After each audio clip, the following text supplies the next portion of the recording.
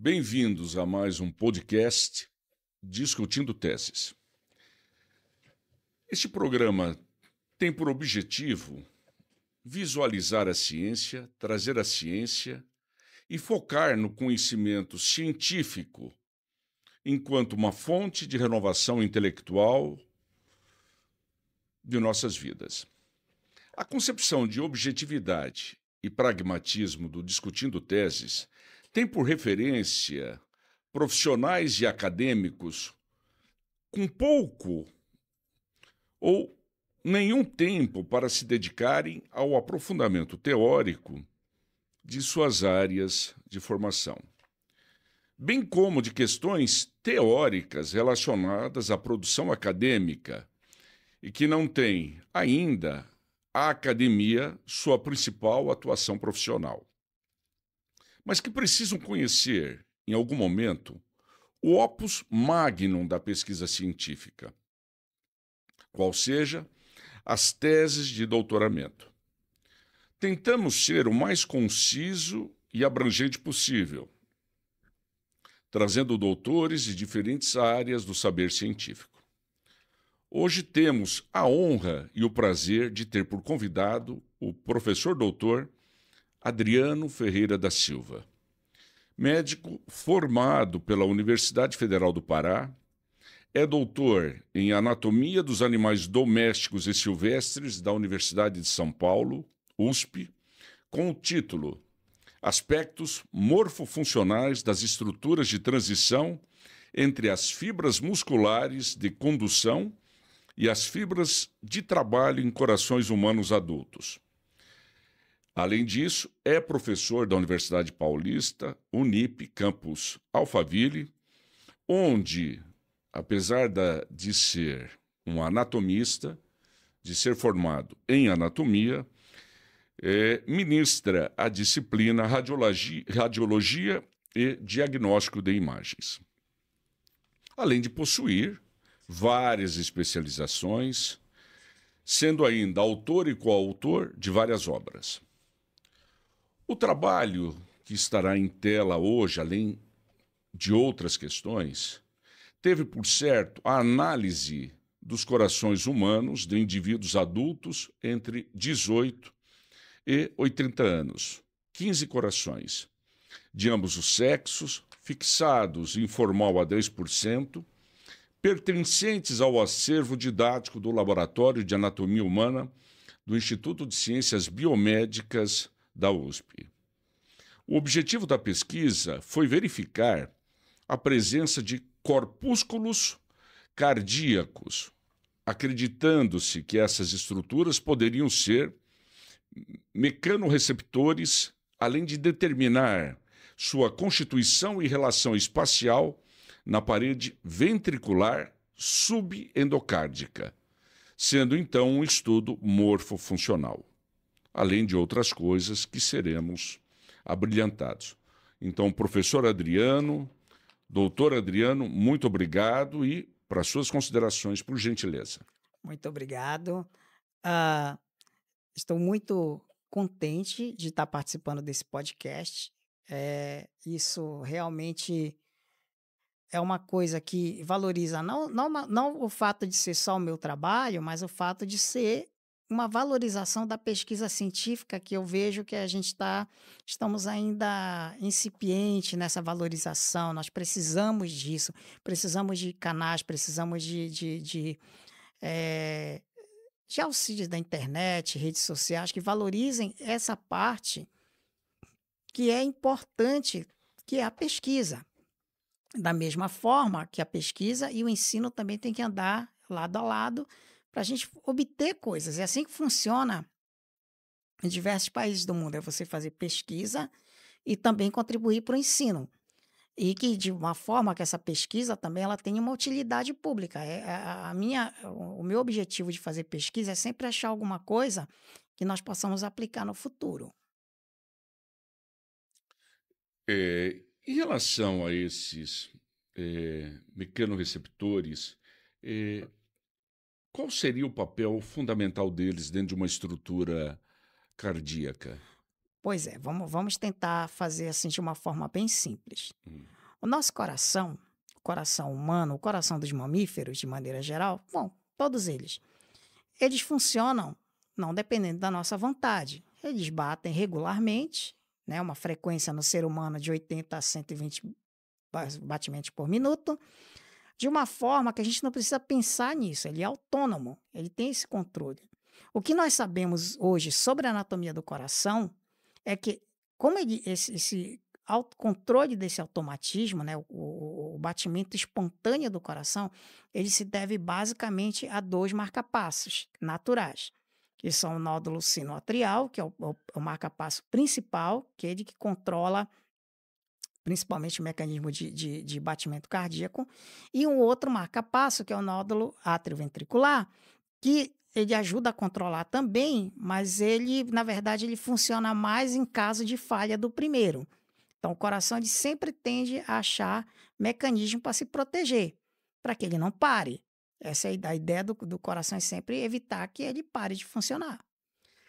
Então, a nossa ideia, na verdade, nós acreditamos, foi uma ideia que não partiu de mim, foi uma ideia que partiu do meu orientador, o professor Edson Liberti, um professor fantástico de anatomia, um verdadeiro anatomista. Ele se aposentou ano passado. Ele gosta da anatomia pura, de uma mesma forma que eu também gosto. Eu sou um anatomista que fez especialização, fez medicina, depois fez radiologia. E ele era um trabalho que já vinha também de outros professores dele, e que partiu de um professor alemão na década de 60. Então, ele acreditava que, além desses dois marcapassos, o ser humano poderia ter um outro órgão dentro do coração, microscópico, que funcionasse como um terceiro marcapasso.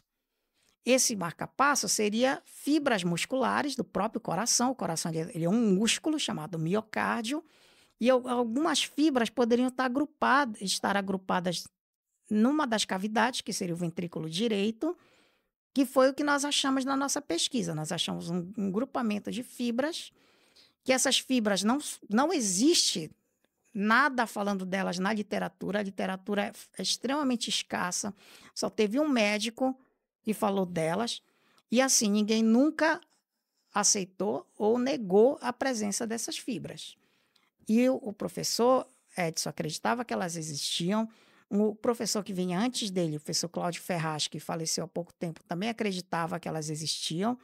E o professor Gertler, que foi o professor alemão da década de 60, também acreditava que elas existiam.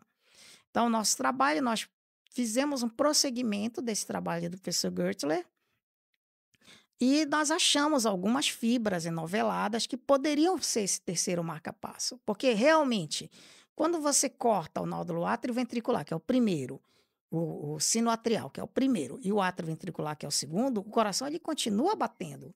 Ele bate com uma frequência mais lenta, ele bate de uma forma irregular. E o que será que faria essa coordenação ainda, por mais que o coração já estivesse sofrendo, e mantivesse ele batendo?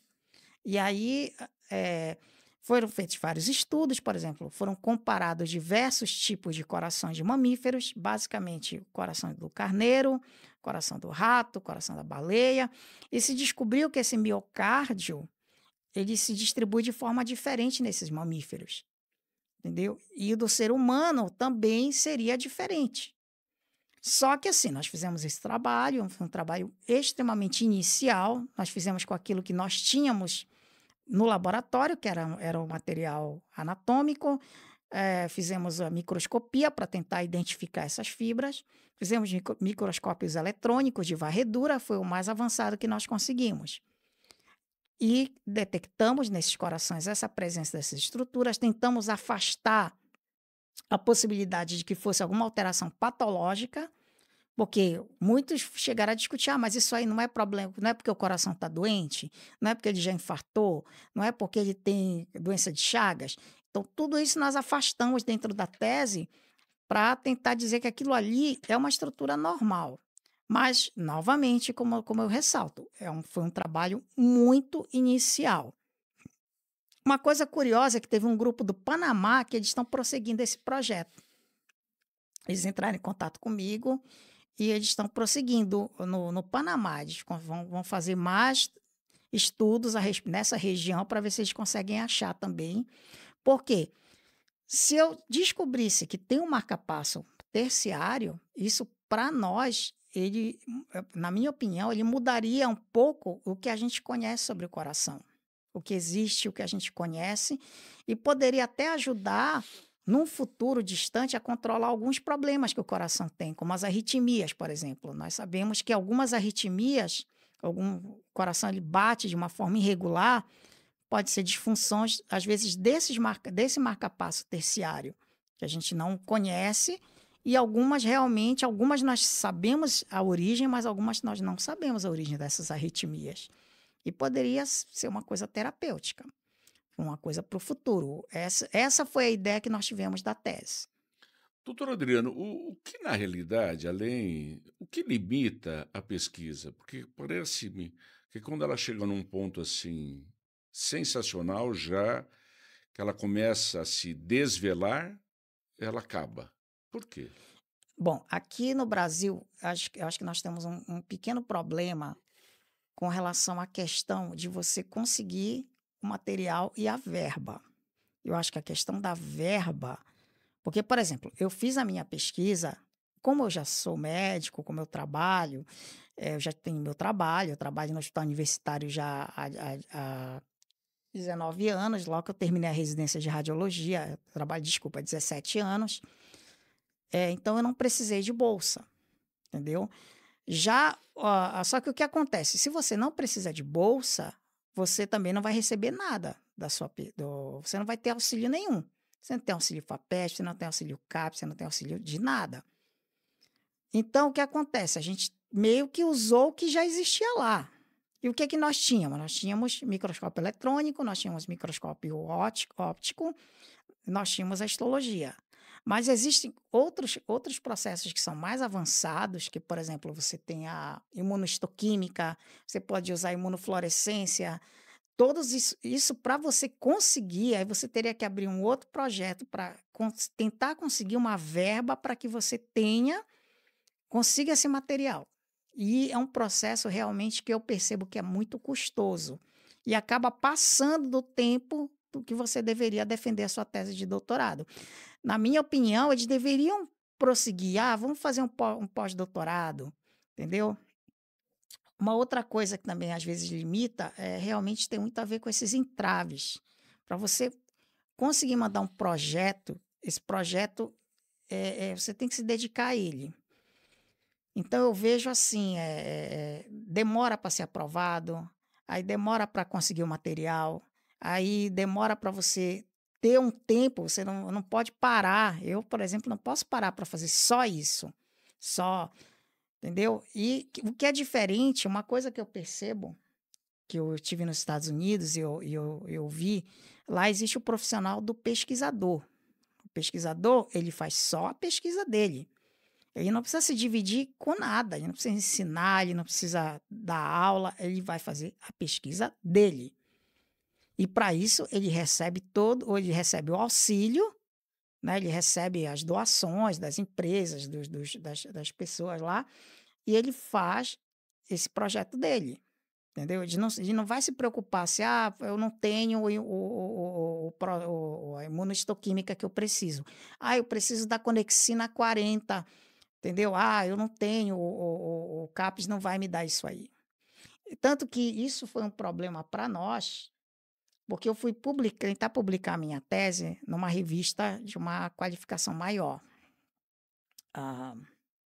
Não lembro agora mais o nome dela. Veio tanto pedido de revisão, veio tanta coisa. Mas vocês não fizeram isso? Mas vocês não fizeram aquilo?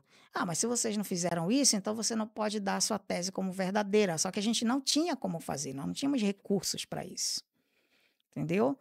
E justamente foi uma época também, porque eu acabei a minha tese em plena pandemia, eu acabei em 2020. Inclusive, a minha defesa foi virtual, que me deixou muito triste, porque eu queria uma defesa presencial. E foi uma época também que houve muito corte de bolsas. Então, eles estavam cortando bolsa.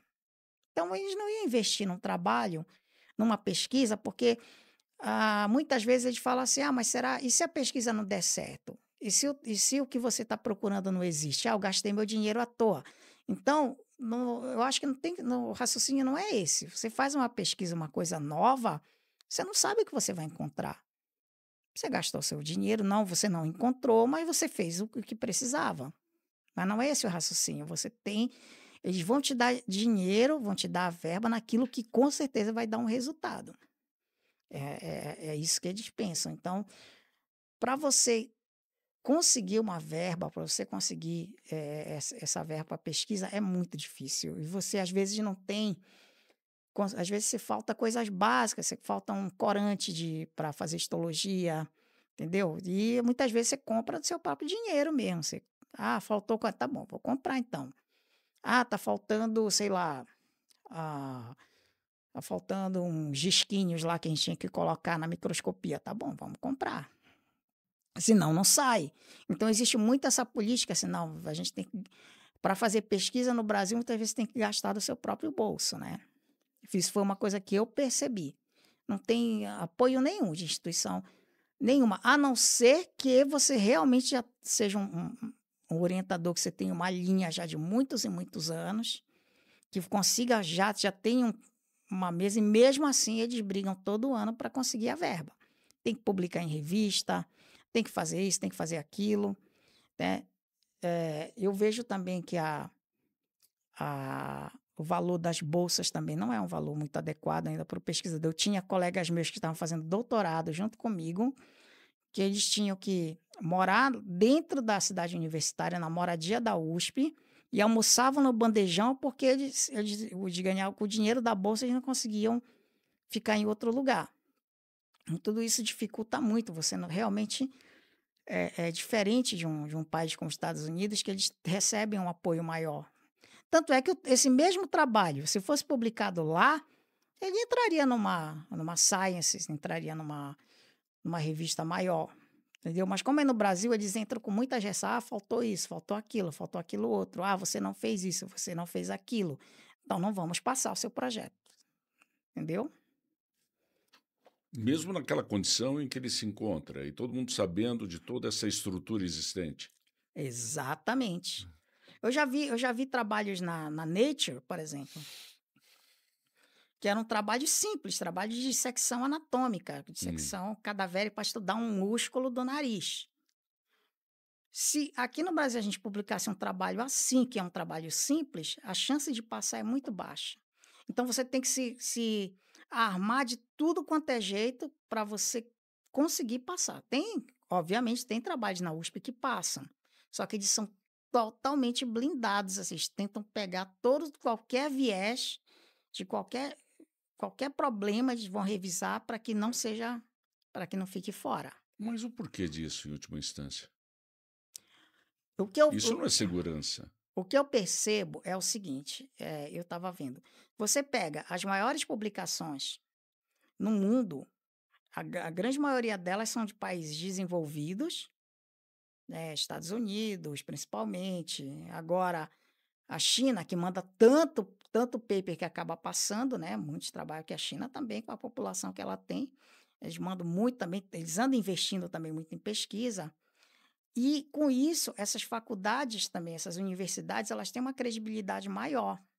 Então, com certeza, um trabalho simples que é mandado pela Harvard, só pelo fato de ser da Harvard, tem uma chance maior de passar do que o mesmo trabalho numa universidade brasileira qualquer, entendeu? Talvez a USP passe, mas numa outra universidade não.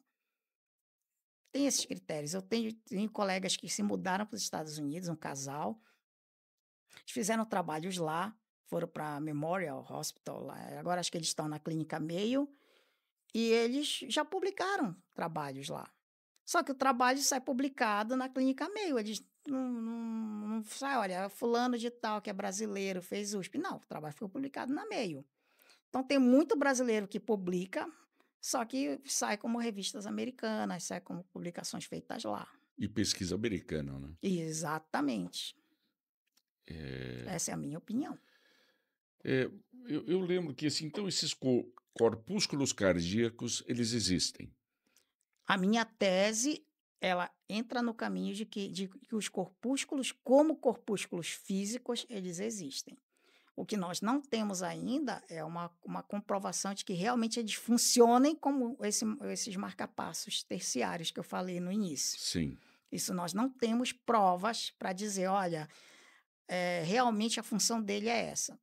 Isso não temos. Aí precisaria fazer. Isso descrevo bem na tese, é um estudo muito inicial. Foi um estudo que se iniciou na Alemanha, mas parou. E depois, alguns professores fizeram aqui, inclusive a história de por que esse trabalho alemão parou, não foi adiante, é uma história interessante, eu não sei se vai discutir aqui. Mas, de qualquer forma. Pode, à vontade. Bom, primeiro porque o trabalho foi escrito em alemão. Então, o trabalho ficou. A própria língua foi uma barreira para que um trabalho desse disseminasse. Hoje, se você escrever um trabalho em inglês, com certeza ele vai ser ouvido. E a outra foi uma história, assim, relativamente interessante, porque eu fui pesquisar a vida desse professor, do Gertler. Ele é um professor alemão. Quando ele escreveu esse trabalho, ele já estava um pouco mais velho, estava se aposentando.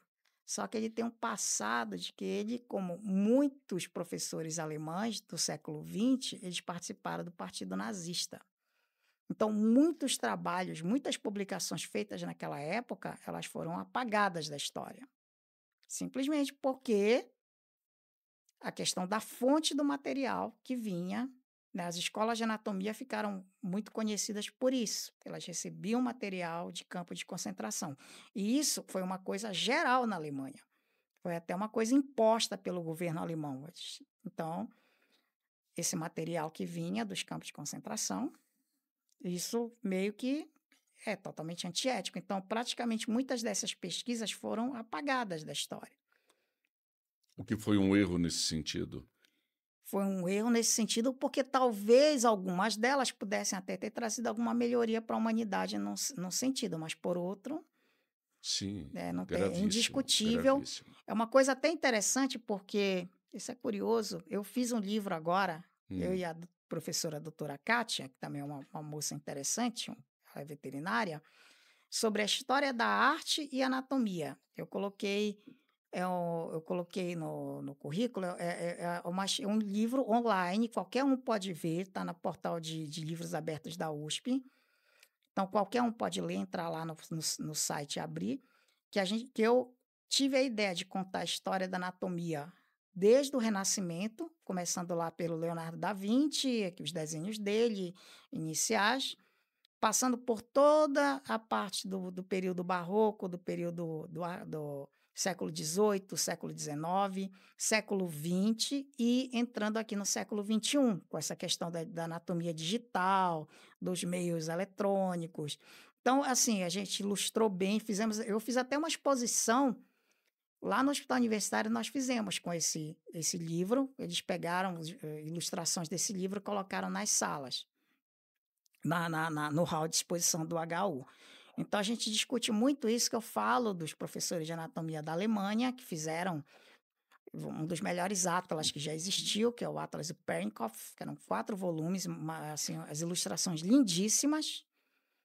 Não existe mais, existe alguma coisa online, só que foi banido, porque justamente se descobriu que eles acreditam que a fonte foi desses campos, né? E essas obras ainda se encontram, ainda existem? Não são mais publicadas, Sim, mas você encontra. Por exemplo, eu vi acho que foi na Amazon, que tipo um Pernikopf original tá uma faixa de uns R$ 5.000, mais ou menos. Ele está em leilão, é item raro. Mas o material é muito bonito. Assim, as ilustrações são muito bonitas, mas tem essa questão da fonte. E o Sobota, a última edição do Atlas de Anatomia do Sobota, que é um atlas alemão, e é um dos mais usados até hoje aqui no Brasil para os alunos estudarem anatomia, eles fizeram esse contexto histórico também. Parece que, assim, tinham lido do meu livro. Eles fizeram esse contexto histórico e falam muito do Pernikopf. Inclusive, eu achei legal que eles pedem até perdão pelo uso desse material anatômico que a Alemanha utilizou, né, durante o período da Segunda Guerra Mundial, né, que ficou, né, nos atlas e tudo mais. É um pragmatismo horrível, mas eu noto, o senhor também fala na questão que alterações na estrutura e organização das fibras miocárdicas, elas são observadas nos diferentes tipos de patologias. E sendo assim, os corpúsculos cardíacos, eles podem ser interpretados erroneamente como alterações patológicas. Como seria isso? É que assim, quando você tem uma doença que atinge o miocárdio, ah, essa doença, ela vai alterar a estrutura do miocárdio. Por exemplo, quando você tem um infarto do miocárdio, essa célula cardíaca ela vai morrer, ela perde o oxigênio e ela morre. E a parte dessas células, que são células musculares, que se contraem e dão a nossa pulsação cardíaca, ela é substituída por tecido fibroso.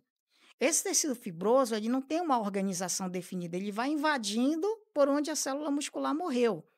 E essa desorganização faz com que as fibras musculares percam a estrutura normal. Aí você pode olhar e dizer, ó, puxa, tem um corpúsculo aqui, entendeu? Olha, isso aqui eu acho que é um corpúsculo, mas não é. E essa, como eu falei, foi a principal preocupação nossa, foi a gente fazer todo um estudo das doenças que levam à desorganização do miocárdio para a gente tirar e dizer, olha, o que nós estamos vendo não é por exemplo, a doença de Chagas altera toda a estrutura do miocárdio. Só que ele não atinge aquela região ali. Então, aquilo ali não é doença de Chagas. Ó, isso aqui podia ser uma cardiomiopatia hipertrófica, que, aliás, é o principal diferencial com o nosso corpúsculo. Só que o corpúsculo, ele basicamente se localiza no ventrículo direito, né? E tem uma localização diferente da cardiomiopatia hipertrófica, então, que é mais do ventrículo esquerdo.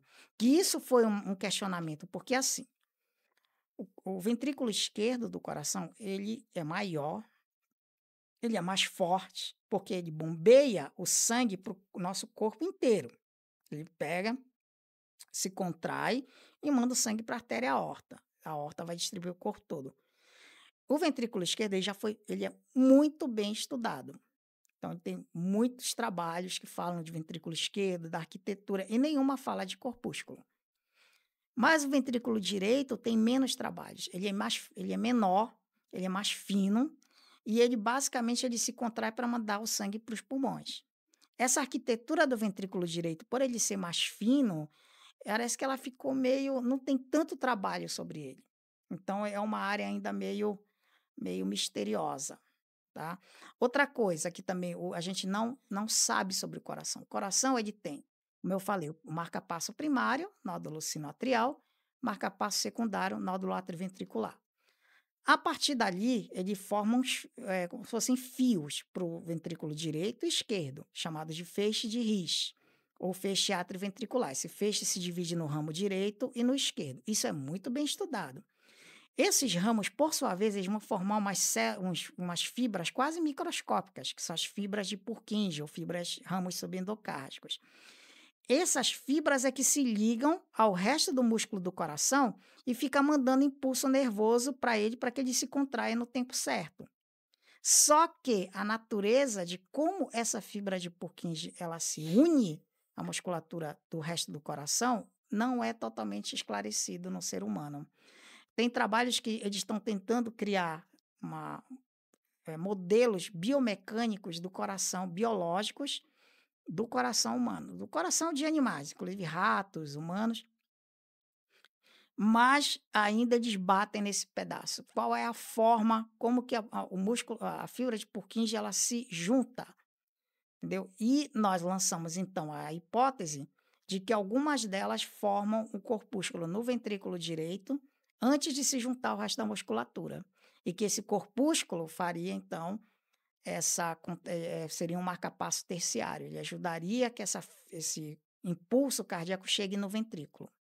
Aí tem uma série de razões, porque tem a questão, por exemplo, do coração do carneiro. O coração do carneiro, deixa eu tentar explicar, a fibra de Purkinje, ela entra na fibra de contração no lado de dentro do coração, que a gente chama de endocárdio, e ela fica embaixo do endocárdio. No carneiro, essas fibras de Purkinje, elas vão até a camada mais externa do coração, que é o epicárdio. Mas isso não existe no coração humano. O coração humano só tem fibra de Purkinje no endocárdio.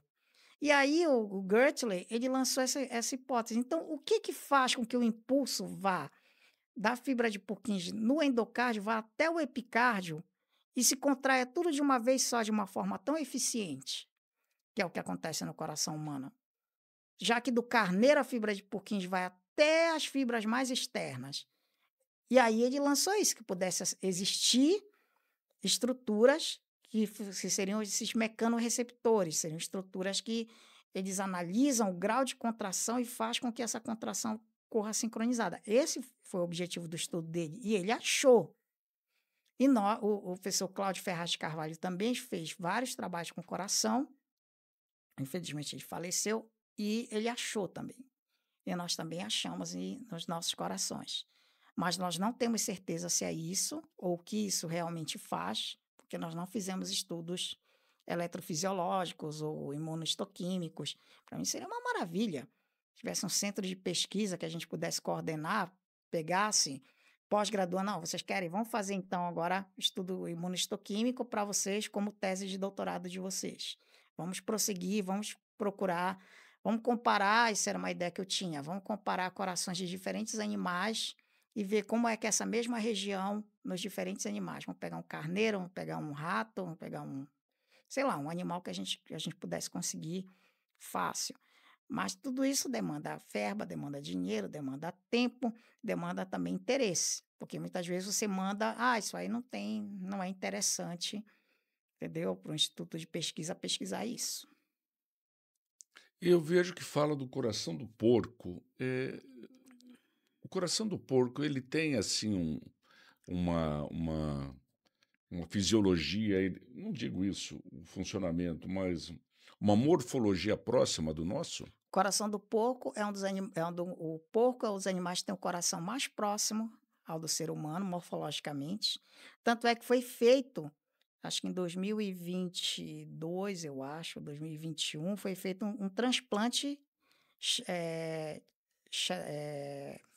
agora eu esqueci como é que eles chamam, mas entre as Geneticamente espécies, de um modificado, eu acho. porco geneticamente modificado por um coração humano. Aí nós discutimos sobre isso, né? E nós sabemos que ele não deu certo. Aparentemente, porque eles explicaram que o coração do porco tinha um vírus, esse vírus acabou infectando o ser humano, era um citomegalovírus do porco, e aí ele não resistiu. Mas nós temos uma explicação que a gente achou uma explicação biomecânica. Eu participei da banca de julgamento da tese de um rapaz chamado Maurício, que ele estudou justamente o coração do porco. E ele viu que tem algumas coisas são diferentes dentro da estrutura. Então, assim, o que eu li sobre o coração do porco é que o porco ele tem algumas, entre a fibra de Purkinje e essa musculatura de contração, ele tem algumas células que nós não temos no ser humano, que são células de transição.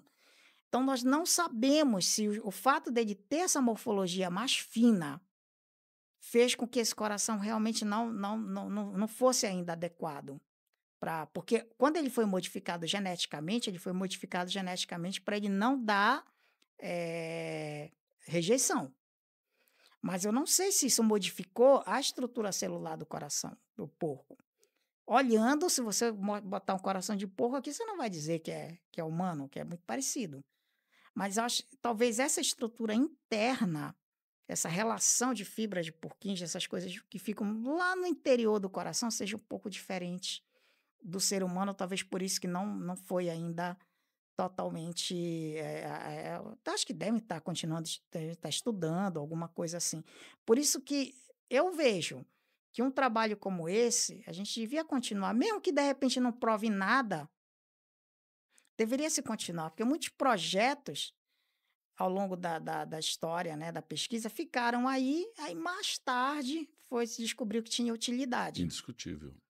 Né? Isso aí pode ser que não seja agora, vamos ver se tem esse projeto, ou de repente aqui, algum das pessoas que estiverem ouvindo, não, olha, eu tenho um grupo de pesquisa, eu me interessei por esse projeto, você pode dar uma ajuda? Ajudo, a gente pode desenvolver. Às vezes tem um laboratório que tem o material, que tem imunohistoquímica, que tem, às vezes, até a própria questão do material cadavérico é difícil, às vezes, de conseguir.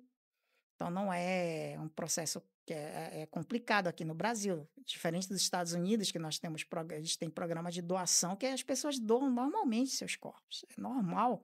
É até uma forma de ter menos despesa com o enterro. Porque lá o enterro é muito caro. E eles têm essa forma de doar que aqui nós não temos. Ainda temos aquela, puxa, eu vou para o céu, mas vão tirar meu coração, então eu vou ficar sem coração lá no céu. Entendeu? É verdade. Então existe ainda É todo esse verdade. entrave, que é uma questão ainda educacional. Mas tem. A USP fez um programa de doação que funcionou relativamente bem. Eles pararam na pandemia, porque aí com a pandemia eles pararam de receber. Mas o programa de doação funcionou. Várias pessoas doaram seus familiares e foi assim, foi uma surpresa. E a ciência precisa disso. Precisa porque eu sou um anatomista. Eu sou um anatomista que fez medicina e fez radiologia. Eu apoio, eu tenho muitos trabalhos, eu tenho uma linha de trabalho que é justamente, é uma coisa que eu quero fazer um dia, mas também se precisa de investimento, que é trabalhar com impressão 3D de imagens de tomografia computadorizada e ressonância magnética, para que a gente faça modelos para ensino de anatomia, não para radiologia, para anatomia normal. Eu fiz um artigo, eu acho que está nessa lista aí, que foi a prototipagem de imagem de tomografia, mas só que eu não queria tomografia para ossos, porque a tomografia para os ossos está bem estabelecido, já existe impressão 3D de ossos. Isso é bem estabelecido. Mas eu queria para partes moles.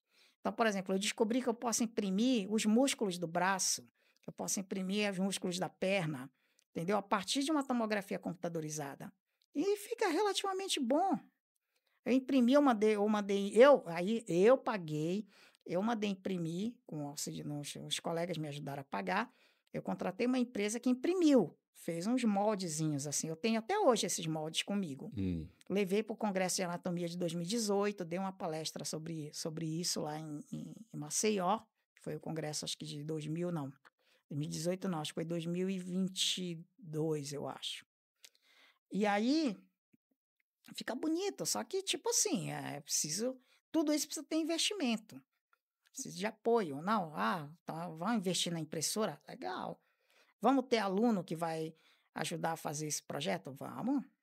Só que tem que ter bolsa, eles precisam, entendeu? Quanto custa uma impressora dessa? 3D e Só que aí você mais vai um fazer material. uma impressora que é caro. Isso. Precisa de uma impressora grande, uma impressora boa, Sim. entendeu? Eu preciso também de software que eu consiga. Eu tenho uns colegas que estão fazendo isso, mas mais com anatomia veterinária. O pessoal da veterinária está bem avançado nisso. Eles estão fazendo já esqueleto de cachorro, mas essas partes moles não tem. É essa parte que eu acho que seria a inovação. Eu já mostrei para diversos professores, só que sempre bate nessa coisa. Mas eu não tenho E mesmo o faculdade. mercado não se interessa por isso? Eles querem alguma coisa que seja mais barato, talvez, né? Mas a minha ideia era fazer isso para o ensino. Se você depois se interessar e entrar na bibliografia, tem as fotos Sim.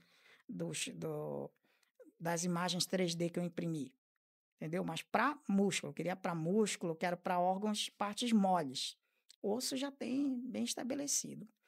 Isso é um outro projeto que também eu espero desenvolver, né, no futuro, alguma coisa assim, para a gente diminuir. Mas assim, com toda essa parte de 3D, de tudo, eu ainda sou um anatomista antigo. Eu gosto da dissecção anatômica, eu gosto de material cadavérico original. Eu acho que se você der oportunidade para o aluno, ou pelo menos para aqueles que se interessarem, como monitoria, como algum projeto de extensão, para eles dissecarem, eu acho que eles ganham muito. Não precisa ser aquela dissecção extensiva, mas pelo menos algumas regiões, eles terem a ideia do que é o real. Eu vejo isso. Acho que às vezes o aluno hoje ele tá muito, ele às vezes se distancia da realidade. Ele vê a medicina como aquela coisa coisa glamurosa, entendeu? Eu tô de branco, vou pôr meu jaleco, vou pôr meu... E quando ele chega no hospital de verdade, ele fica horrorizado com a situação que é, entendeu? Uma catástrofe. E tudo isso já começa com a anatomia. Se você tem anatomia no cadáver, ele já vai se acostumar que é aquilo ali. Por isso que eu ainda sou a favor de uma anatomia voltada para a dissecção em cadáver. Pelo menos um pouco, não precisa ser, ter uma carga horária absurda. Um pouco, eu acho que precisa ter esse De contato. qualquer área.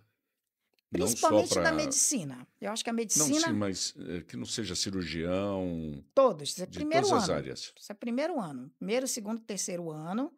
A minha ideia era assim, por exemplo, o aluno que já fez o curso de anatomia, ele poderia fazer uma espécie de monitoria de curso de dissecção. Eu mesmo já dei aula de dissecção, já dei aula na USP de dissecção anatômica, já fiz curso de técnicas anatômicas também.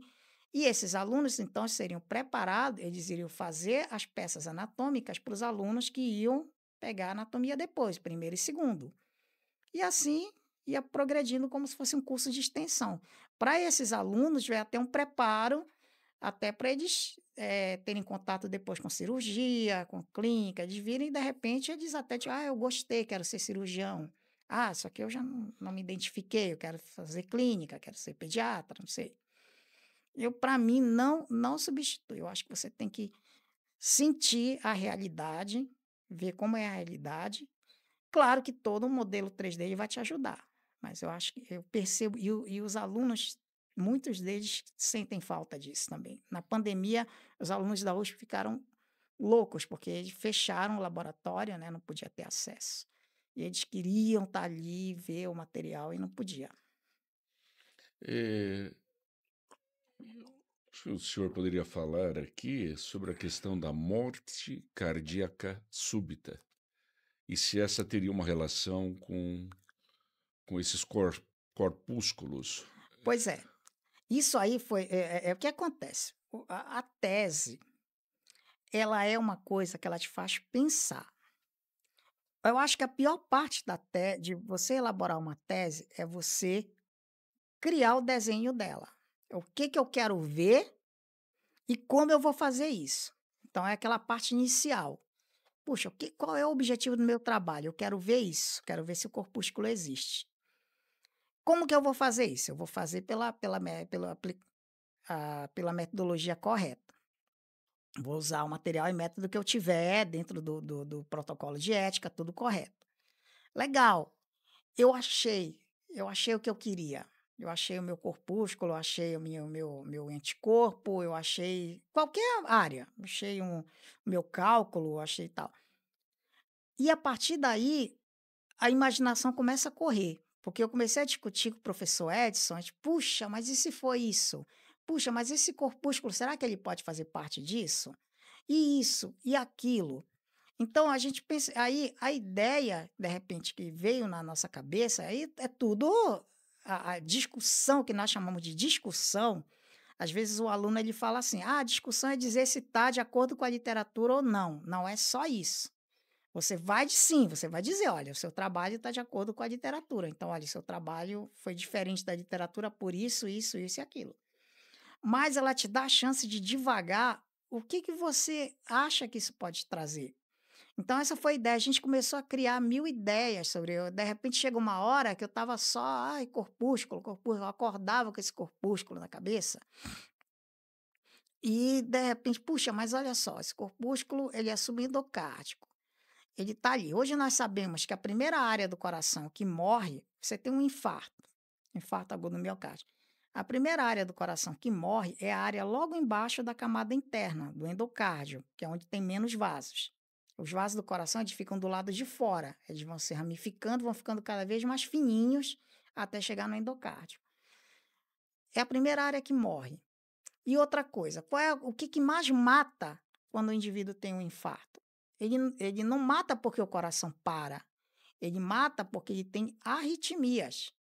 O coração ele deixa de se contrair, ele deixa de bater regularmente, ele vai batendo irregularmente, ele fica, nós chamamos de fibrilação, ele fica como se fosse um chocalho, ele vibra no mesmo lugar, só que o sangue não sai do lugar. Então, o que mais mata no infarto é a fibrilação ventricular, são as arritmias. Tanto é que o indivíduo em fibrilação ventricular, hoje que infarta, se você conseguir em 10 minutos fazer o choque, fazer a massagem, não só a massagem, fazer a desfibrilação, pegar o desfibrilador, colocar lá e chocar, ele volta. É isso que mata no infarto. A manual não adianta. Não adianta, tem que fazer a desfibrilação. Tanto é que hoje o paciente infarta, primeira coisa, pega o desfibrilador. Aí, tanto é que hoje todo grande serviço tem que ter. Inclusive, existe o desfibrilador automático. Você coloca em cima do paciente, liga ele e ele já vai te falar, olha, ele tem um ritmo compatível com choque. Aí você só aperta e ele dá o choque. Aí ele mesmo fala, olha, esse ritmo não é compatível com choque. Não adianta dar o choque nele, aí você tem que fazer a massagem. A massagem, adrenalina, tal. Então, hoje está muito... Só que a gente precisa ter essa prática, né? Nós não temos assim... É uma coisa que você tinha que ter até na televisão, ensinar essa coisa de massagem, de ressuscitação, como usar um desfibrilador automático, entendeu? Que hoje tem tudo quanto é lugar por aí. Aeroporto, e às vezes nem eles sabem usar, né? E aí o que acontece? A ideia é o seguinte: se eu tenho um corpúsculo que a gente acha que ele funciona como marca-passo terciário, ou seja, por mais que os outros dois marca-passos morram, que acontece, que é o chamado bloqueio de terceiro grau. Normalmente esse bloqueio, o coração ele fica muito lento e aí você tem que pôr um marca-passo artificial nele. Mas ele se contrai, ele está se contraindo, só que é muito lento. Da feita que você tem um infarto, aquela área subendocárdica morreu, e de repente atingiu justamente esse marca-passo terciário, não tem mais nada que controla o coração. Acabou. Aí o que o coração vai fazer? Para ele se defender, cada fibra vai, cada um por si, Deus por todo. Todo mundo vai tentar se contrair de uma forma caótica.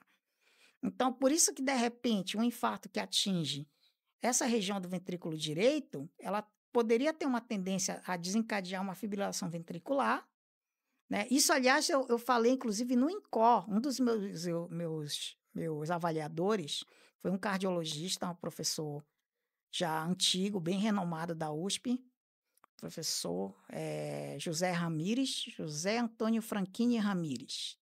Ele foi um dos meus avaliadores. Aí eu dei a palestra sobre os corpúsculos lá no INCOR. Ele gostou muito da ideia. Mas não sei por que a gente não evoluiu muito. A gente tinha pensado em fazer. Pra você ter uma ideia. Quando eu terminei a tese, ele queria que eu fizesse o pós-doutorado lá em cima disso. Beleza, vamos fazer o projeto. Só que existia uma cláusula na USP que quem fosse funcionário da USP, como eu, que trabalho no Instituto Universitário, não podia fazer pós-doc na própria USP. Porque o pós-doc, teoricamente, implica uma bolsa e você já ganha o seu salário de funcionário. Só que você podia pedir o pós-doc sem necessidade de bolsa. Evidente. Então, aí ano passado eles eliminaram isso e agora eu vou começar um pós-doutorado em coração também, só que pelo próprio HU, pela Faculdade de Medicina da USP. Com outro supervisor, que é um outro trabalho que é sobre tomografia cardíaca. É um projeto que a gente está começando ainda, é um projeto baseado num projeto maior, chamado Projeto ELSA, que é um projeto multidisciplinar, eles avaliam é um estudo de doenças cardiovasculares. Então, eles estudam diversos fatores de risco em uma população, são 6 estados. Acho que tem mais ou menos umas 15 mil pessoas. E essas pessoas eles vão acompanhar a cada 4 ou 5 anos, as mesmas pessoas. Eles avaliam pressão, diabetes, colesterol, aí fazem tomografia cardíaca, fazem ecocardiograma, fazem diversas coisas para ver como que essa população evolui. Quantas vão ter infarto, quantas vão morrer, quantas vão ter AVC e assim por diante. E aí o meu projeto é sobre tomografia cardíaca, que é o chamado score de cálcio, para avaliar o risco coronariano, mas a gente está ainda no começo, então não posso falar ainda muita coisa, tem que fazer todo... E aí, a partir do ano passado que eles autorizaram os funcionários da USP a fazer pós-doc lá. E aí, nada a comentar, né? Hum. Eu li também que a obtenção dos espécimes para pesquisa constava uma quantidade no primeiro momento, e aí foi feito em cima de até uma curiosidade, numa quantidade menor. Falava assim 30 e de repente foi para 15. Tem alguma relação isso com a quantidade disponível? Com certeza. Assim, a o projeto de pesquisa, quando você trabalha com populações, quando você trabalha com achados que são considerados normais, o certo é você pegar diferentes populações de diferentes quantidades e fazer em números absurdos. Trabalhos, por exemplo, até hoje fazem trabalhos que avaliam qual é a pressão arterial normal. E cada vez mais que você vai aumentando a quantidade de pessoas, esse valor vai mudando. Né? Antes falava que era 14 por 9, agora já está abaixo de 12 por 8. E cada vez mais vão fazendo mais trabalhos para determinar qual é o normal.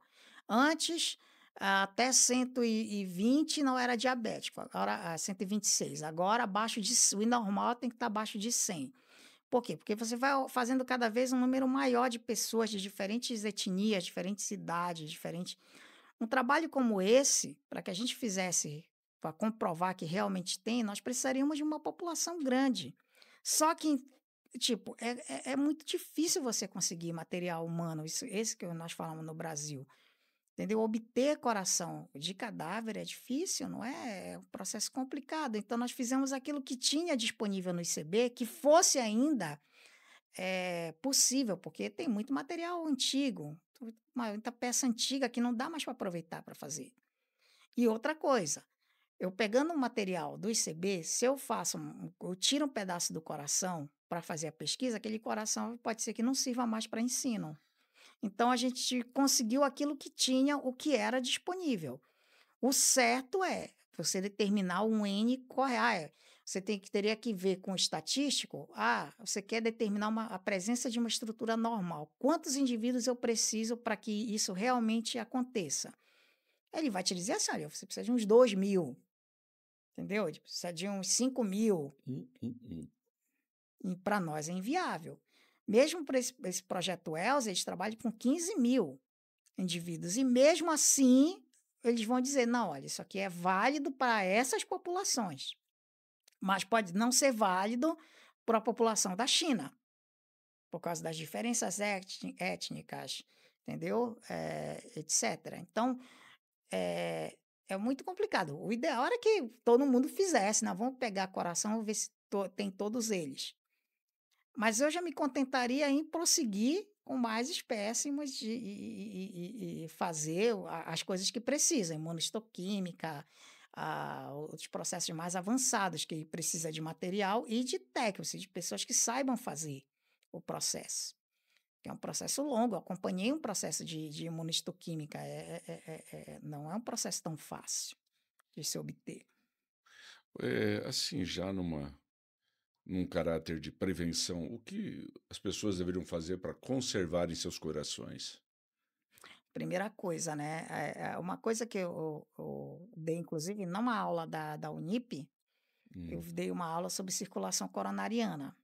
Eu acho que uma coisa que nós temos que ter é um pouco de consciência de que as artérias coronárias, principalmente, elas têm um diâmetro de entre 3 e 5 milímetros de diâmetro. Então, são artérias extremamente finas. É uma coisa que me surpreende, porque são duas, sendo que uma se divide em duas maiores, e essas artérias são extremamente finas e a gente não tem essa noção de que se aquilo ocluir, se aquilo for obstruído pela placa, seja placa de colesterol, seja por trombose, coagulação dentro da artéria, é muito fácil aquela área cardíaca morrer. A gente não tem essa ideia de quanto que é pequeno. Daí o fato de que existe ainda uma incidência muito grande justamente de morte súbita. Às vezes você não sabe que está obstruído, aquilo obstrui e você morre de uma vez, né? Então eu vejo assim, primeiro a gente tem que ter consciência de que o coração é uma estrutura por mais que ela consiga se contrair, ela consiga trabalhar a vida toda, ela é uma estrutura muito frágil. A partir daí, a gente tem que começar a pensar nas coisas, tipo, ah, vamos fazer os exames preventivos, vamos verificar a pressão arterial, vamos tratar a hipertensão, que é um fator que está muito associada não só à doença cardíaca, mas à doença cerebrovascular, o acidente vascular encefálico. Vamos fazer os exames, vamos ver como é que está o colesterol, embora existam trabalhos até hoje que se dividem até onde realmente o colesterol, triglicérides contribui para a doença coronariana, mas o que se sabe é que pelo menos a parte LDL do colesterol, né, que é a parte que chama de colesterol ruim, poderia contribuir para a doença coronariana. Então a gente precisa fazer essa prevenção, fazer os exames de colesterol, triglicérides, fazer os exames cardiológicos, fazer teste de esteira e avaliar o estado do seu coração. E aquelas aplicações que se usa para a população geral, para uma saúde de uma forma geral. Vamos aumentar a taxa de exercício. Não precisa ser a vigorexia, não precisa estar todo dia na academia, mas eles falam que somente exercícios aeróbicos, caminhada, se gosta, correr um pouco. Vamos controlar também a alimentação, vamos evitar o excesso de sal, vamos evitar também alimentos que têm uma quantidade muito grande de gordura. Aí a questão eu sempre falo assim, comer, você tem que comer normal, desde que você coma em pequenas quantidades cada coisa. Entendeu? A não ser que o indivíduo é diabético, ele realmente não pode comer nada que tenha açúcar. Entendeu? Mas diminuir um pouco a quantidade de alimento de uma vez só, a questão dos exercícios, a questão de prevenção, que é uma coisa que a gente tem aqui no Brasil, mas infelizmente ainda o acesso infelizmente não é tão acessível para todas as classes econômicas, né? Esse é um grande problema. A gente tem essa medicina preventiva que eu acho que seria fundamental para que você não tivesse algumas, ou pelo menos reduzisse algumas doenças que fariam te levar para o hospital. Nós ainda estamos engatinhando um pouco nisso aí. Nós temos coisas boas, como vacinação, que querendo ou não, é ainda uma das melhores do mundo, a política de vacinação aqui.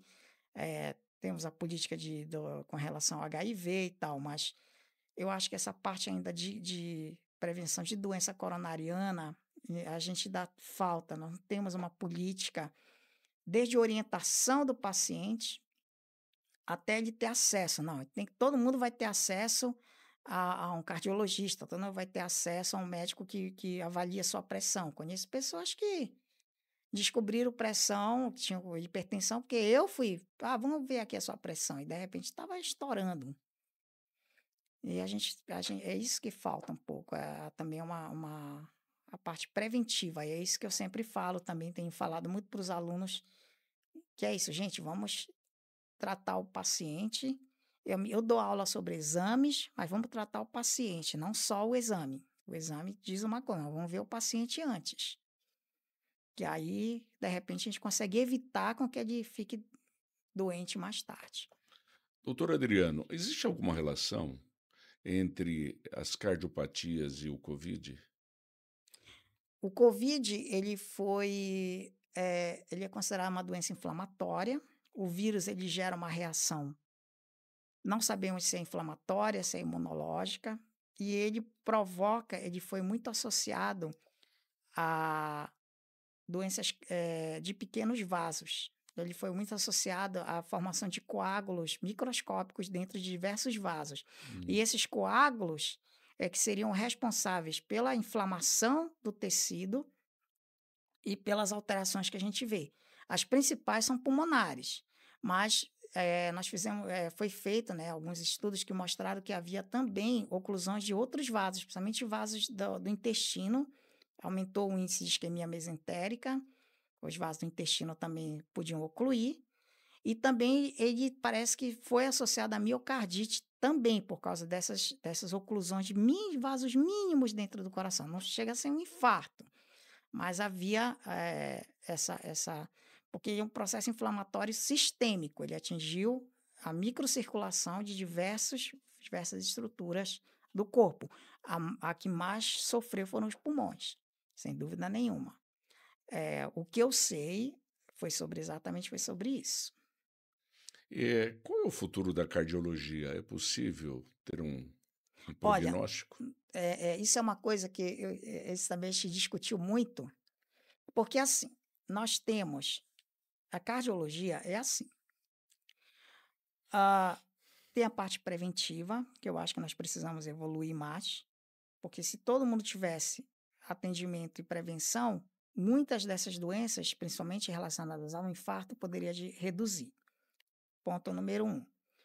Ponto número 2. A cardiologia, ela sofreu um avanço muito grande, né? Inclusive graças ao professor Zerbini, aos cirurgiões do INCOR, com transplantes. Então, às vezes você pensa assim, puxa, tá bom, meu coração vai falhar, então eu vou fazer um transplante e pronto, acabou. Entendeu? Só que assim, o acesso ao transplante é muito difícil, de qualquer órgão, no Brasil e no mundo. Não é, agora eu vou fazer o transplante. E a gente está pensando, se a gente compreender melhor o mecanismo de ação do coração, eu acho que nós vamos conseguir resolver algumas coisas que a gente não vai esperar o paciente chegar até o transplante. De repente, por exemplo, entender como é que funciona melhor essa musculatura cardíaca. Outra coisa, hoje nós sabemos que o coração ele tem um sistema nervoso próprio dele, que é chamados gânglios cardíacos. Foi feito um estudo, na época que eu fiz a tese, eu até coloquei a imagem na tese, de que o sistema nervoso, ele tem o coração ele tem um sistema nervoso próprio. Dentro, as células ficariam nos átrios, mas eles teriam prolongamentos de neurônios nos ventrículos. Acredita-se que seja daquele sistema nervoso simpático e parasimpático, mas, na verdade, ainda não se sabe exatamente como que esse sistema nervoso atuaria nas fibras cardíacas. Então, isso é um desafio que ainda se procura estudar. Acho que foi justamente em 2019, 2018, fizeram o primeiro mapeamento completo desses neurônios no rato. Ou seja, não temos um mapeamento ainda nos seres humanos. E a tendência da pesquisa, às vezes, é acreditar que tudo que existe no rato é igual ao ser humano. E a gente nem sempre isso é verdade. Muita coisa é diferente. Então, esse é um caminho. Outra coisa que tem sido justamente que eu falei no início dessa palestra, é essa questão do coração impresso, mas com material biológico. Um coração que simule todo um coração humano, como se eu criasse um coração humano artificial, que aí não precisaria, isso num futuro muito distante, não precisaria de transplante. Porque às vezes com o próprio tecido, eu conseguiria reconstruir com células-tronco e tudo, reconstruir um coração humano de verdade. Existem já alguns trabalhos que foram feitos com intestino de rato, eles conseguiram reconstruir todas as camadas do intestino do rato, inclusive com neurônios e tudo. Só que isso é bem de ponta, são dois lados. Um lado de uma cardiologia mais de ponta e um lado que é mais urgente, que é o lado de controlar a situação cardíaca da população, que infelizmente nós não temos. E a gente tem visto ainda as taxas de mortalidade que são muito altas ainda por doença cardiovascular. Então, o cardiologista ele é fundamental, não tem como. Isso é uma coisa que não vai ter nenhuma inteligência artificial que vai tirar a profissão do cardiologista. Diferentemente da nossa, que as pessoas têm medo que vai acabar, mas não creio que vai acabar, não. E só uma coisa, por que ao invés de usar outros corações como parâmetro para estabelecer funcionamento do nosso, não se usa dos nossos parentes próximos, dos grandes macacos? Por que não? Porque, por incrível que pareça, você obter um coração de macaco é mais difícil que obter um coração humano.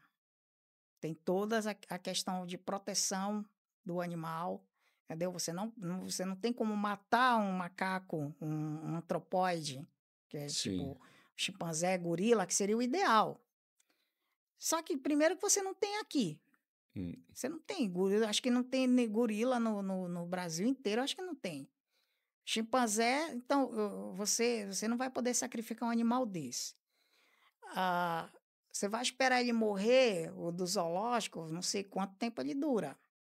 Então, e é quase impossível. Hoje, com essa questão da bioética com trabalhos em animais, isso, eu tinha pensado nisso antes, mas eu conversei com os professores, inclusive da veterinária, falaram, olha, é mais fácil fazer com o coração humano do que com o coração de macaco.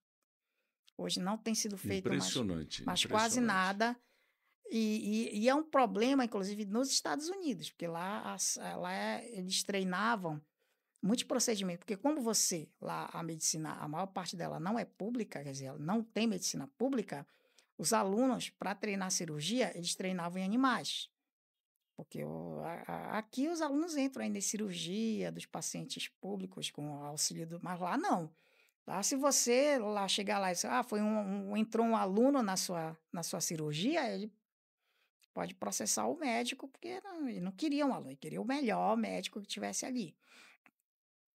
E até isso eles têm problema lá, porque tem a questão da proteção dos animais e tudo, e estão reduzindo essas cirurgias também, que eles fazem em porcos, em cães. Cão, então, hoje em dia, entendeu? Tá bem difícil de conseguir. Podemos chamar isso de uma bioética, que estaria no campo da bioética. Da bioética. E aí, eles estão gastando milhões, se eu vi lá na Universidade de Toledo, quando eu fui alguns anos atrás, antes da pandemia, eles estavam gastando milhões em laboratórios de simulação. Óculos 3D. Toledo nos Estados Unidos, Estados Unidos, né? Ohio. Ohio. Eu vi que o senhor cita Ohio. Ohio eu fiz uma parte da minha tese lá, entendeu? A gente fez uma técnica nova chamada chama plastinação, que é uma técnica que, aliás, aqui no Brasil a gente tem pouquíssimos laboratórios, né? Que eles transformam o material anatômico em plástico.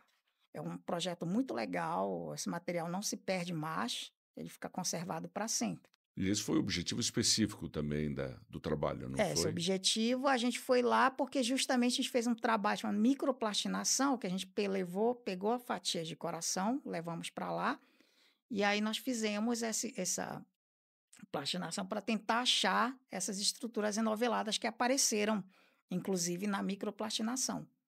Né? Fez também as microscopias de luz e eletrônica de varredura. Também foi lá? Não, foi aqui. Foi na USP. Mas o que a gente precisava, que era justamente a parte de fisiologia, de imunistoquímica, isso nós não conseguimos material.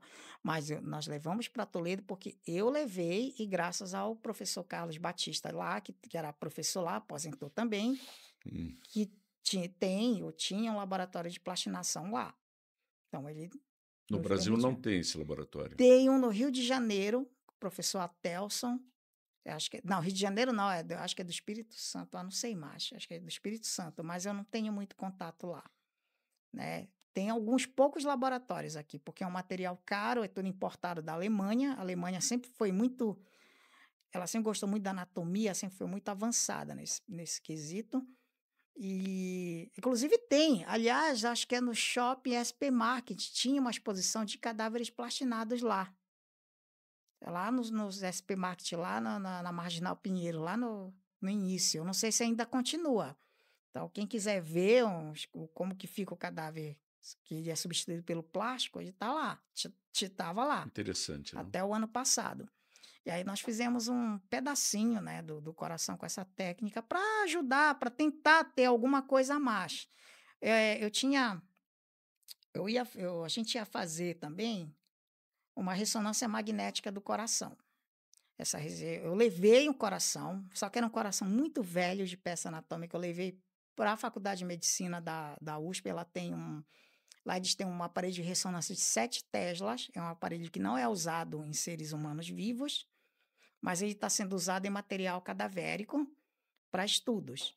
Aí eu levei o coração lá, fizemos lá uns cortes bem finos para tentar ver se eu achava alguma coisa parecida. Mas ainda não ficou ainda do jeito que eu queria, né? E aí, com o tempo, a gente não deixou para lá. Mas sempre são ideias, eu sempre tenho ideia de fazer alguma coisa diferente. É que no Brasil também existe isso. O brasileiro ou as pessoas que investem em pesquisa no Brasil, elas querem que nós sejamos meio MacGyver. Tipo, olha, com um clipe de papel, um É. barbante, eu consiga criar uma bomba atômica. Então, Hum, eles usam, às vezes, isso como desculpa para até diminuir o investimento ou não investir. Não, mas é é. porque vamos usar um negócio Seja aqui. criativo, seja. Exatamente. É, Enquanto que nos Estados Unidos eles criam, eles fazem as coisas lá, porque eles é. têm o material. Eu estava assistindo a uma palestra, uma palestra do professor Nicoledes, então ele foi até uma coisa interessante que ele falou, isso nos anos 80, né? Ele falou que ele já queria fazer pesquisa, ele queria fazer estimulação de neurônios, uma coisa assim. Ah, como que eu faço isso para estimular 10 neurônios ao mesmo tempo? Aí o pesquisador dele falou assim: olha, vá para o aeroporto. Aí, como o aeroporto? Aqui não tem no Brasil, você tem que ir para os Estados Unidos. Vai pro aeroporto. Ele foi e fez todo o trabalho, publicou, fez trabalhos maravilhosos, tudo financiado pelos Estados Unidos. Ele conta muito bem o que ele conseguiu lá e que ele se mostra muito decepcionado com a pesquisa aqui também, Que né? coisa, que coisa. É, essas fibras musculares da, que foram objetos da pesquisa foram encontradas em outros animais? Pois é, o que exatamente, o objetivo da pesquisa, a ideia é justamente porque essas fibras, De transição. isso, essas fibras de Purkinje, que são o finalzinho lá do sistema de condução, do Hum, marca-passo primário e secundário, existem em todos os corações. hum, Então, existia um trabalho que chamado que era um trabalho muito legal, um trabalho, eu acho que até chinês, que eles pegaram diversos mamíferos e estudaram as fibras. Então, eles estudaram, eles dividiram em 3 grupos. O grupo dos ruminantes, que era o carneiro, o cabra, o grupo dos carnívoros e dos primatas, que eles acharam mais parecidos, e o grupo dos cetáceos, que era baleia, golfinho, e do rato, que eles acharam parecidos. E eles viram o seguinte, por exemplo, que no carneiro a fibra de Purkinje ela é grande e ela vai até, como eu falei hum, naquele início, vai até a extremidade, a face externa do coração, o epicárdio. hum. Em alguns animais, parece que no porco, talvez no cachorro, foi identificado essas fibras de transição. No ser humano, a fibra de Purkinje ela é só subendocárdica. Então, mostra que há diferenças entre essas fibras. Só que a ideia é que o ser humano, como ele não, a fibra não vai até lá, no epicárdio, mas que tivesse alguma outra coisa que levasse até lá. E isso foi a ideia de se procurar o corpúsculo, e foi o que o professor Gertler. Aliás, foi uma coisa bem interessante, porque o professor Edson Liberti queria que eu fizesse essa tese. Aí eu falei, tá, vamos fazer. O que que tinha da tese? Ele tinha um projeto, o artigo do professor Gertler, seria o Análise de Anatomia, Anatomische Anzeige, o artigo de 64, em alemão, e ainda por cima todo rasurado. Hum. Aí o que acontece? Eu não tinha, esse artigo simplesmente eu não tinha como pegar ele e colocar no tradutor, porque é um artigo antigo. Aí o que que eu tive que fazer? Eu fui no Google Tradutor, digitei palavra por palavra do alemão, que são palavras gigantescas, né? São, Eu são. não falo alemão, são palavras gigantescas, e lá, de um por um, em 8 Nossa, páginas, para eu 8 tentar para eu páginas. tentar entender o que é que algumas tinham figuras, então o texto É. era pequeno. Para eu tentar entender o que o professor Gertler tinha visto, entendeu? Aí, quando eu terminei, é que aí eu disse: "Ah, então ele quer ver isso", entendeu? E ele fala justamente disso, que quando ele estudou o coração do carneiro, ele viu que esse fibra de Purkinje era diferente do ser humano. E que no ser humano, esse corpúsculo podia fazer o papel daquela fibra que não tem no carneiro. Isso faria uma diferença. Só que o trabalho dele não foi adiante. E também não existiu nada que dissesse, eu não achei nenhum artigo que dissesse, olha, isso existe, olha, isso não existe. Eu falei para o professor, eu acho que não existe isso aí, eu nunca vi nenhuma literatura falar de corpúsculo, de enovelado, de transição, não sei o quê. Eu nunca ouvi falar disso. E aí, fazendo a pesquisa, realmente, essa transição do Purkinje com a fibra, do resto das fibras musculares, não é muito estudado mesmo. Os livros falam, a fibra de Purkinje vai lá, aí ela se transforma na fibra de trabalho e acabou. A fibra do miocárdio. Porque tudo é coração, tudo é miocárdio. Só que o miocárdio da fibra de Purkinje, dos marcapassos, eles são especializados em conduzir impulsos nervosos. Eles são automáticos. Mas nós até achamos que se o corpúsculo fosse ligado a esse sistema nervoso, que a gente não sabe bem para que serve, e mandasse informação, olha, vou mandar informação lá para o gânglio atrial. Esse gânglio mandaria para o nódulo sinoatrial, atrioventricular, faria um circuito completo. Então, não seria, seria uma retroalimentação ali. Né? Ele contrai, está na hora de contrair, vou mandar ali para o átrio, vamos mandar outro impulso. Vamos contrair de novo, vamos mandar para o átrio de novo. Assim, mas tudo são suposições. Não tenho absolutamente nenhuma prova de que essa interação exista. Talvez com exames mais avançados, talvez uma ressonância funcional. Existem ressonâncias hoje lindíssimas que elas conseguem ver a direção das fibras musculares. A tractografia, é isso que eu queria ter feito lá no projeto PISA lá da faculdade, mas não ficou muito bom, não consegui fazer como eu queria. Mas tudo isso a gente vai atrás, foi pesquisando, foi olhando, foi vendo. Tinha que ser meio MacGyver mesmo para tentar tirar alguma coisa daí. Né? Olha, doutor Adriano, já aqui os meus agradecimentos e falando tudo do coração, dessa embriologia do coração, das cardiomiopatias, enfim, dessa aula magistral que o senhor nos deu. Magistral. Olha, que qualidade. E para suas conclusões em relação ao seu trabalho, em relação, enfim. E aí, para os futuros pesquisadores, talvez uma palavra. Bom, eu acho que algumas palavras. Bom, só para encerrar do meu trabalho, a gente sempre tem um momento de descontração. Vamos tomar um café, vamos fazer alguma coisa, mas vira e mexe a gente discutia sobre. Vamos falar do corpúsculo de novo. Acho que o professor Edson não aguentar mais a minha cara de tanto falar sobre esse corpúsculo. E a gente pensava assim, puxa, e esse sistema nervoso intrínseco, né?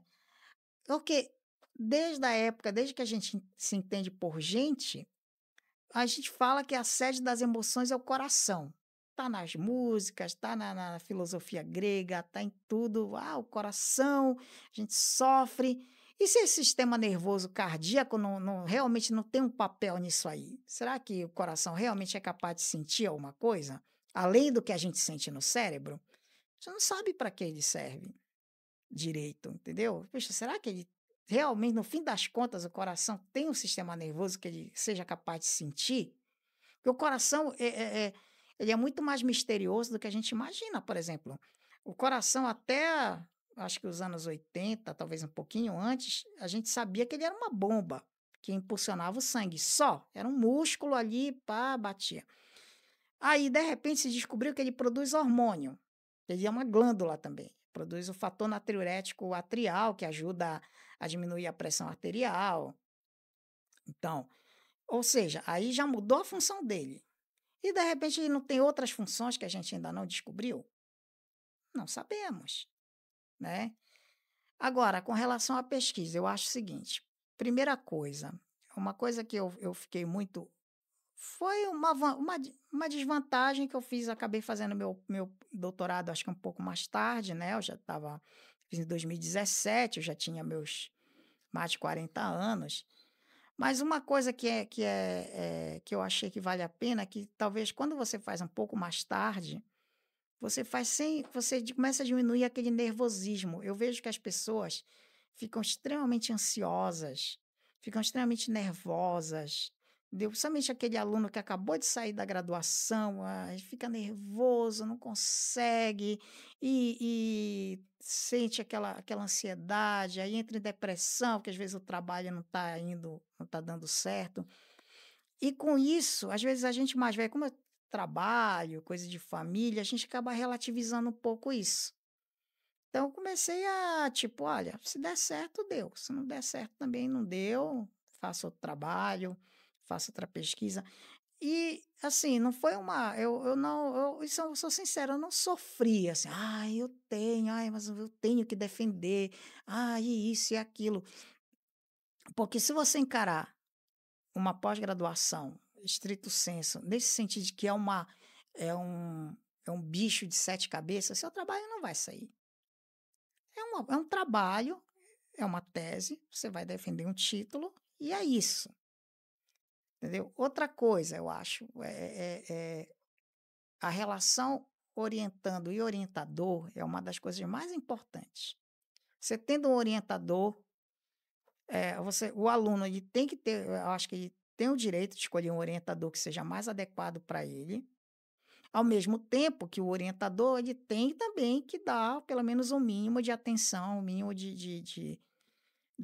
não precisa fazer o trabalho do aluno, mas O que nem sempre acontece. É um entendeu? fato. E que se você tiver uma boa relação orientador, orientando, dos dois lados, você tem uma sensação que você fica mais seguro, entendeu? Você vai desenvolver sua dissertação, você vai desenvolver sua tese e você vai ter segurança, porque você sabe que o orientador te ajudou, você ao mesmo tempo fez o trabalho dentro do que era preciso fazer, você desenvolveu a sua metodologia, você achou resultado positivo, resultado negativo, mas você fez. Você fez a metodologia, você chegou no resultado. Não tem o nervosismo. Assim, claro, a gente vai ficar ansioso. Puxa, vou ter que falar na frente de todo mundo e tal, mas é, eu vejo isso. Às vezes a pessoa perde completamente a noção ai, é a tese, é a tese, é a tese, é a tese. E precisa, às vezes, dar uma parada, dar uma descansada e aí voltar. Mas eu acho que se você tiver um apoio do seu orientador e você também encarar isso como uma atividade escolar, digamos assim, um trabalho que você vai desenvolver, acho que a situação ela flui muito mais rápido, muito mais tranquila, né? E a pessoa desenvolve. Ela não vai encarar problema. Agora, se ela encarar com um bicho de sete cabeças, já vai começar tudo errado, eu acho. Essa é a minha opinião. Né? Aí vai ter um entrave, vai parar, vai bloquear. Isso vai acontecer, mas encarar como uma parte do processo de trabalho. No começo, quando ele me deu esse trabalho, eu tipo, gente, o que é isso? Não tenho a mínima ideia do que eu vou fazer aqui. E aí nós fomos seguindo a linha de raciocínio e de repente apareceram 1000 ideias que muitas delas podem ainda ser desenvolvidas ou não. E é isso, é um processo que no fim das contas você fazendo direitinho só vai ter coisas boas para colher depois. É o que eu posso falar agora. Suas conclusões, está feliz, está satisfeito? O que eu poderia dizer sobre a sua pesquisa? Sobre a minha pesquisa. Assim, eu gostaria de. Atendeu às suas expectativas? Ela atendeu, só que eu acho que eu poderia ter feito mais, como sempre. Eu queria ter feito mais coisas, né? Dentro do tempo estimado, eu gostaria de ter trabalhado com mais material, eu gostaria de ter feito mais técnica. Fato. Isso realmente foi um entrave, mas um entrave que muitas vezes a gente não consegue desfazer, né? E é um problema.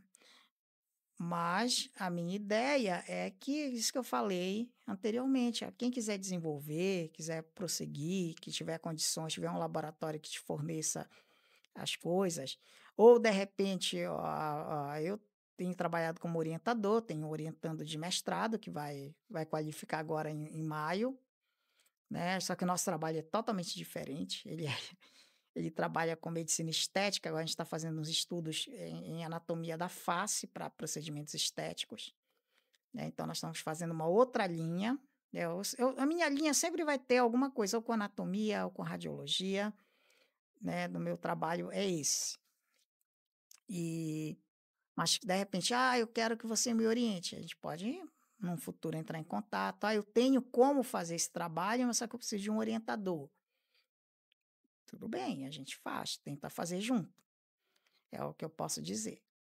E quem sabe no futuro, né, eu estiver bem velhinho, alguma universidade me contrate, né, olha, agora você vai desenvolver esse trabalho aqui na Harvard, Se Deus quiser, vai se Deus quiser. na Mayo, em alguma coisa, a gente está disposto aí. Se Deus quiser. Eu Merece, não me merece. considero um pesquisador, eu não sou um pesquisador. Imagina. Por excelência, eu sou, como eu falei, um anatomista. A minha área primária hoje, eu sou médico, né? Eu trabalho com a parte de diagnóstico por imagem, mas eu desenvolvi esse lado pesquisador, acho que basicamente agora, fazendo e tendo esse contato com as pessoas da pós-graduação, vendo o trabalho que elas têm, qual tipo de pesquisa que se desenvolve, como que essa pesquisa evolui, e todos os percalços que muitas delas acabam desistindo, largando. A gente, infelizmente, vê uma série de situações dentro da pós-graduação, mas que, além das situações que eu já citei, né, de verba, situações dentro do próprio serviço que são comuns em qualquer lugar do mundo onde tem seres humanos. Muito obrigada. Muito obrigado, doutor Adriano, essa sumidade que Vossa Excelência é, essa pessoa maravilhosa, essa integridade, esse intelectual. Muito obrigado por prestigiar, uma honra para nós e para todos aqueles que vão ouvi-lo. Muito obrigado. Muito obrigada, eu não tenho palavras para agradecer e eu espero algum dia entrar em contato novamente, eu estou sempre disponível. Com certeza, com certeza. Muito obrigado.